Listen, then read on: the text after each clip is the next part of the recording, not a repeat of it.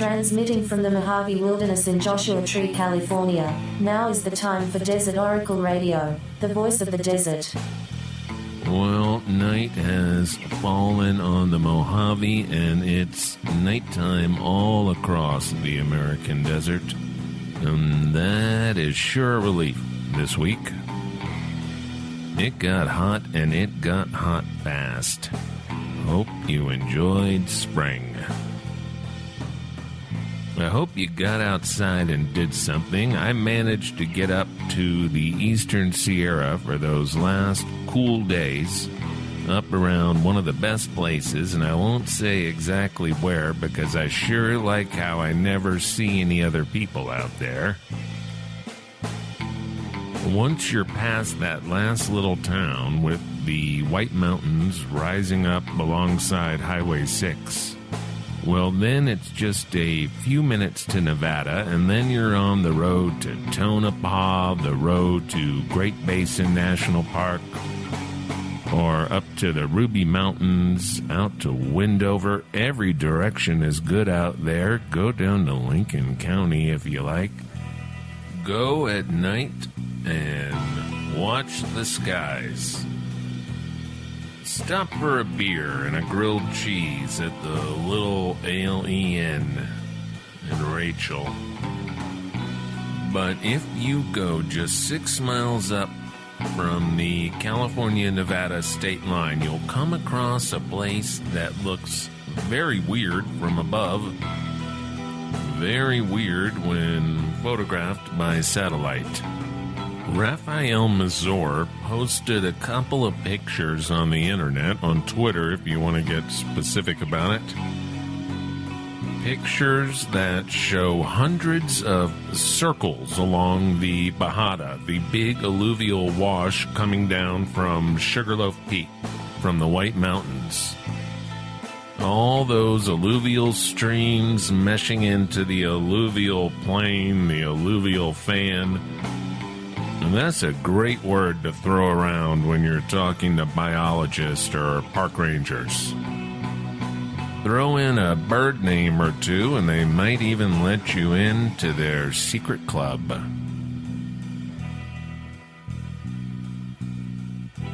Now, alluvium is just the rocks and the gravel and whatever else washes down from the mountains. Lots of it silt and a little soil, and sometimes chunks of gold and silver. Sometimes even gemstones, depending on the part of the world you're in. Sometimes you can just pick the gold up off the ground. Well, that's what placer mining is all about, collecting silver and gold and gemstones from alluvial plains, from alluvial deposits along creeks and rivers, or the dry washes and bajadas of the deserts.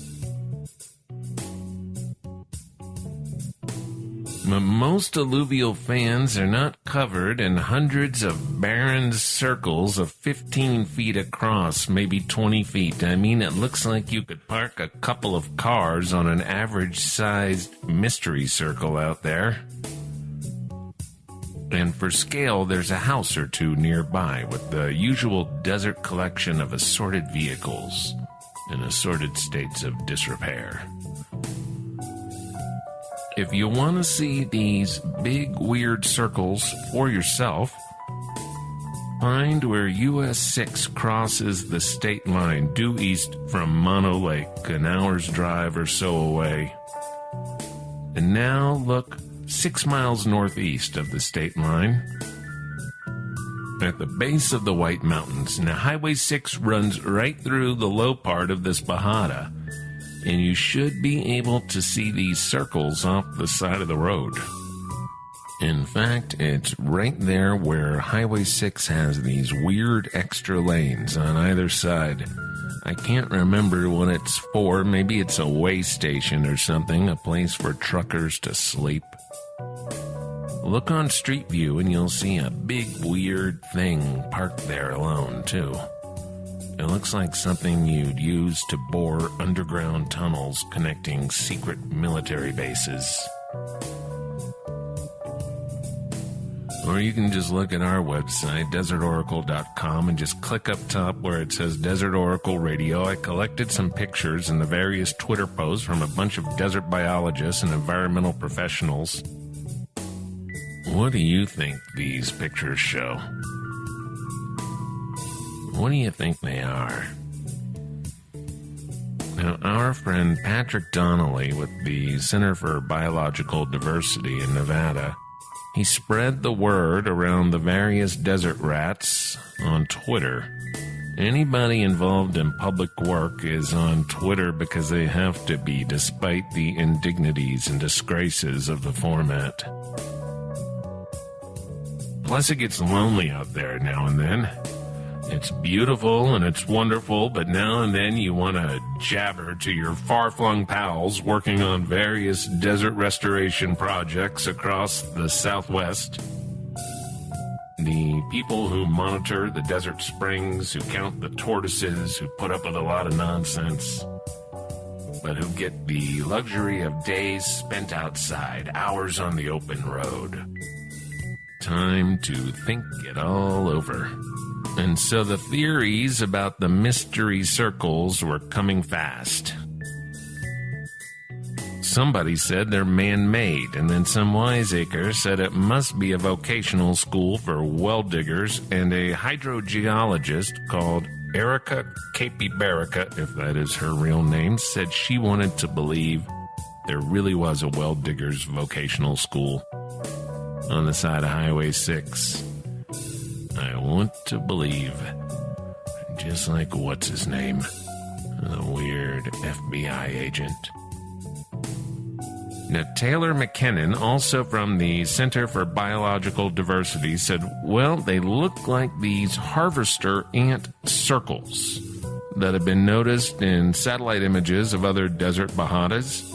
Red harvester ant hills, about 4 feet wide, surrounded by 100 square foot circles cleared of all vegetation, like little bulldozers clearing the wild desert for a subdivision or a casino. And that was pretty convincing, but of course somebody has to go out there and make sure. Somebody has to do the science. So the scientist, Marianne Denton, who works in aquatic ecology, among many other things, did an emergency field science visit as she was already going to be in the area for other scientific work, just to make sure. Now, this dirt road goes up to the trailhead for Sugarloaf Peak eventually. It's mostly public land, Inyo National Forest, but there's also a house or two up there. And those few structures are surrounded by giant ant nests, hundreds of them. That was the theory. And now it has been confirmed. 2 of the circles were examined and found to have ant hills in the middle. Ants do a lot of work in the desert. Ants do the work of worms out here because worms are few in the desert. We don't have that kind of soil. That kind of wormy soil most of the time. Not a lot of organic material, so what can be found on the sandy ground is collected and carried underground by the harvester ants. They collect the seeds and they have great storehouses underground. This is the food for the nest for all the little ants, for the queen, of course, the lazy queen. And these big underground nests can be connected to huge colonies. The ants make the tunnels and the tubes beneath the desert sand, beneath the desert crust. They're the cause of these hundreds of mysterious circles. A huge ant colony may be 2 miles long. And oh, the sting of a harvester ant just hurts like hell. Anyway, I'm going to get up there again soon myself. Going to visit Ant City. Or whatever it is. Sea Ant City. There are many clues on the ground in open desert. Many things are right out in the open. Up in Hawthorne, Nevada is the Navy's undersea warfare base. Now, the only water around is Walker Lake. Probably not too many submarine battles there. But there are networks of strange patterns all around the base. You can see that from the satellite pictures. Bunkers covered in desert sand and whatever plants take up residence. There's some kind of crazy antenna farm there. Some people say it's buried. Some people say submarines go through an underground waterway that opens up somewhere around Malibu, of all places. And then the submarines somehow show up in northern Nevada, way up in the Great Basin desert. Any place you're not welcome, like a military base in the desert, is always full of mysteries. Maybe not so mysterious to the people who work a 40-hour week behind the base gates, because nothing stays mysterious for too long. Not if you are required to be there every workday. Even Jesus Christ got tired of it all. Even the Buddha. You read about those guys talking to their disciples, and it sounds a whole lot like trying to get through to somebody on the customer service line. Make a human connection. Try to solve the problem. You don't want to yell, you don't want to be a jerk, but even the people who are on your side are often too dense to be of much help.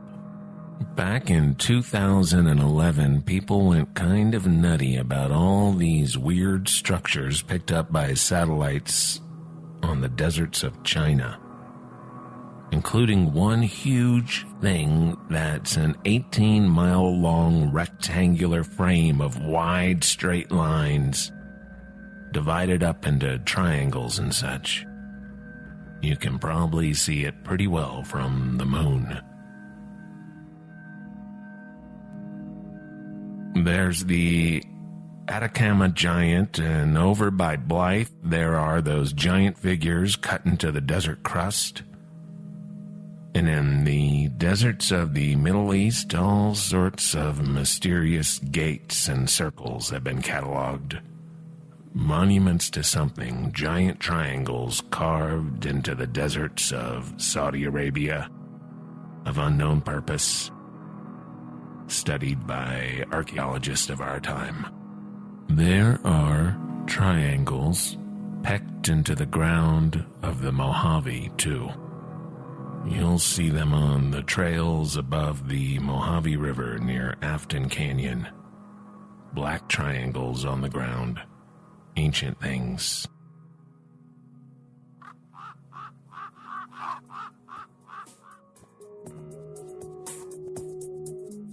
Well, let's open up the Desert Oracle mailbag. I appreciate all your letters, electronic and otherwise. Most of your letters, anyway. Some people get put into the mark is read and skip inbox and delete forever category, unfortunately. There is some parable regarding customers. 5% of your customers make 95% of your problems. I can't remember exactly, but I agree with the sentiment. It applies pretty much anywhere in life. It's like that old Bob Dylan lyric about wishing that for just one time you could stand inside my shoes, because then you'd know what a drag it is to see you. I had to put Bob Dylan in the spam and delete forever category, in fact, unfortunately.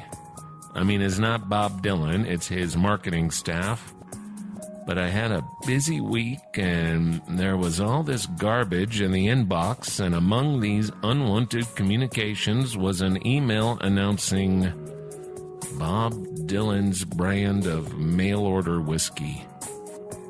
Come on now. Let's have a little dignity in the final stretch. All right, here's one I set aside to read tonight. It is from Stephanie Johnson. She writes, Dear Desert Oracle Radio, my husband and I are huge fans, and it's our first wedding anniversary this week. We got married in Palm Springs last year at the Parker.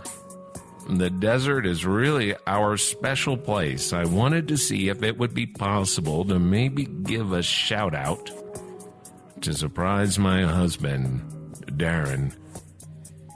He recently wrote in, and you read his letter for the Desert Oracle mailbag. He was super stoked. Thanks a bunch, and we always look forward to every Friday. All my best, Stephanie. Well, Stephanie, thanks for the good note, and congratulations on staying married a whole year. That's pretty good these days. It sounds like you had a real nice wedding down there in Palm Springs. And if you have a real fun wedding, a real blowout, that kind of wedding where people get so loaded and are having so much fun being around all their friends, who all look great for once. Well, in the weeks and months to come, you will hear fantastic tales of weird antics, hotel keys passed around like business cards, divorced people getting back together again. You know what I'm talking about. People making life decisions. Well, and then the newlyweds have to go back to regular life after all that. Back home to some substandard apartment or shack, the indignity of wage labor, the debt racket. Just a terrible shock of it all. So congratulations, and I'd be glad to give you a shout out, but we have a strict rule here. 1 mailbag appearance per household per year. I'm sorry to have to tell you this. But I hope you have a good second year of marriage, and I hope you both get to spend more time in the desert.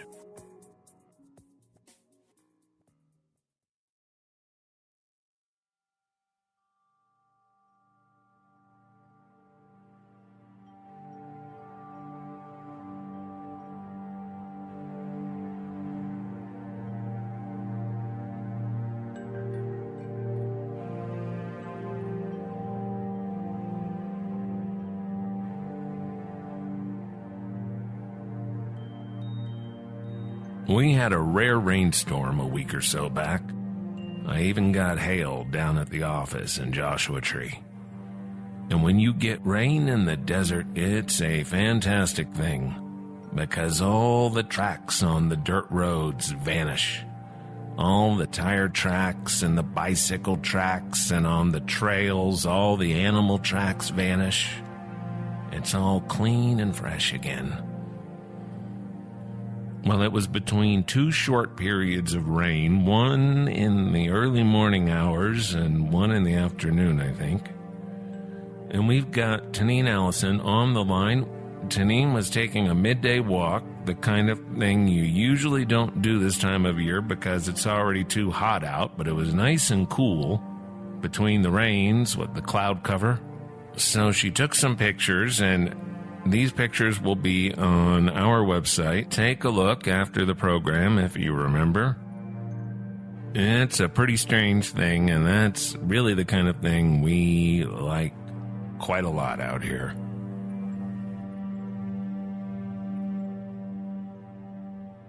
We have Tanine Allison from Joshua Tree on the line. She recently sent a strange series of photographs to people around town up here.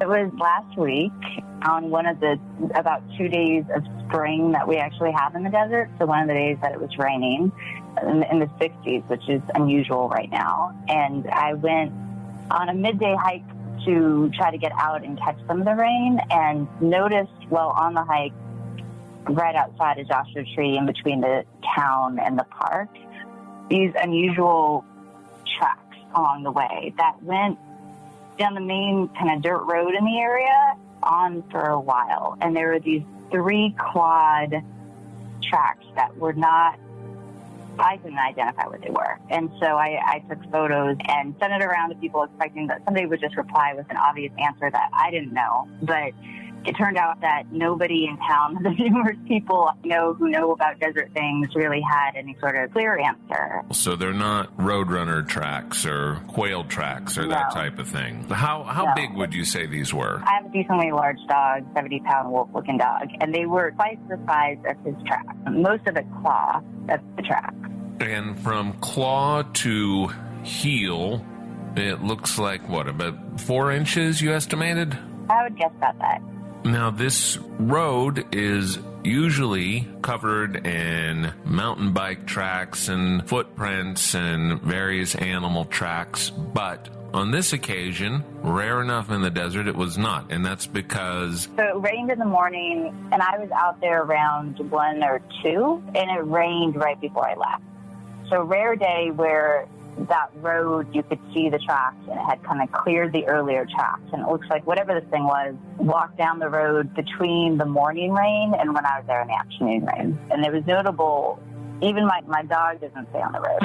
So it was notable that this thing had just kind of stayed on this straight track down the road, down the dirt road.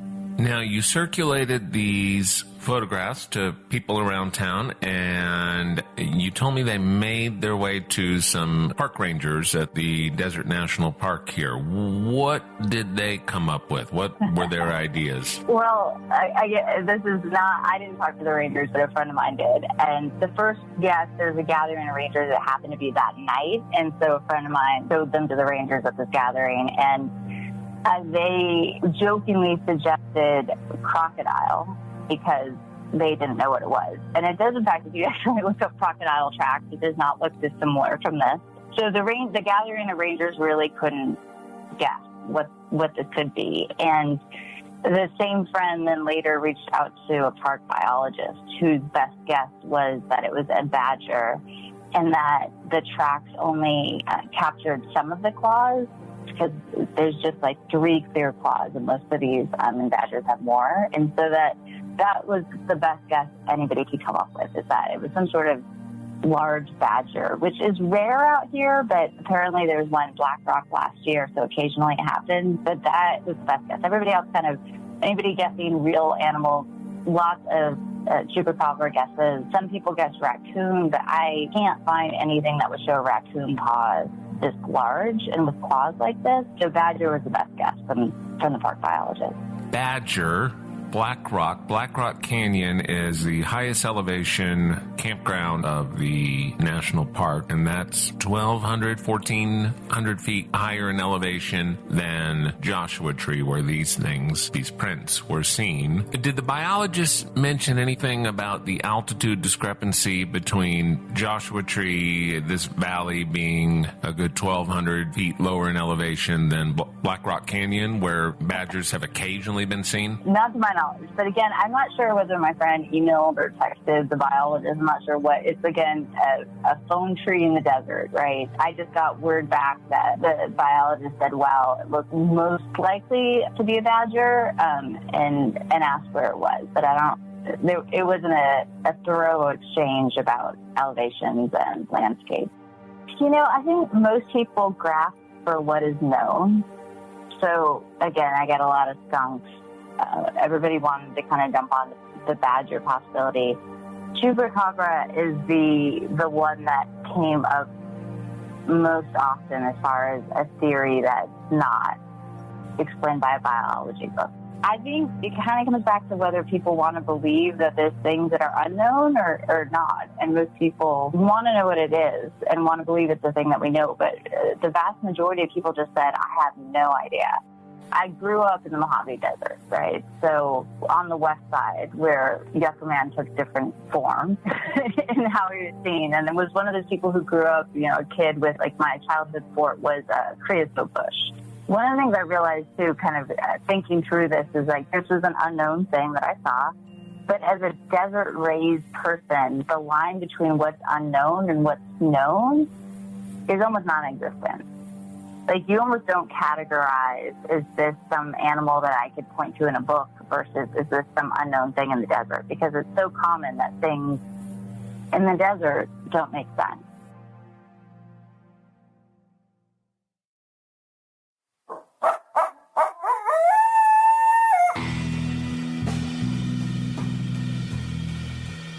from Amboy to Zzyzx and across the Great Mojave Wilderness, this has been Desert Oracle Radio. We broadcast to you from KCDZ 107.7 FM in Joshua Tree in the High Desert each Friday night at 10 p.m. and everywhere all the time with your favorite podcast player. Take a look at our website, desertoracle.com, for information on all such things, including the musical tracks you hear by Red, Blue, Black, Silver. And this broadcast is brought to you by Desert Oracle, the pocket-sized field guide to the strange and mysterious American desert. We are pretty happy with book number 7, and even happier that so much progress has already been made on Desert Oracle number 8, coming to you late this summer. And weirdly enough, book 9 is more or less worked out. Just have to type it up. You can order a subscription or back issues of Desert Oracle at our website, or mail a check or money order for $25 to Desert Oracle, P.O. Box 1735 in Joshua Tree. I'll send you 4 of these little yellow desert guides as I get them made and published. And remember that number 8 is our special issue marking the 50th anniversary of Edward Abbey's Desert Solitaire, which we're doing with the help of our friends at Back of Beyond Books in beautiful Moab, Utah. You can go to Desert Solitaire 50, that's the number 50, desertsolitaire50.com. Leave your thoughts and memories of Desert Solitaire, a book that changed a lot of people's lives, and in important ways changed how wild desert is appreciated by our society, by us. And if you write something really pretty, it might even show up in our Abbey issue. Don't forget your hat out there. Don't follow GPS directions down a washed out road. And good night from the voice of the desert.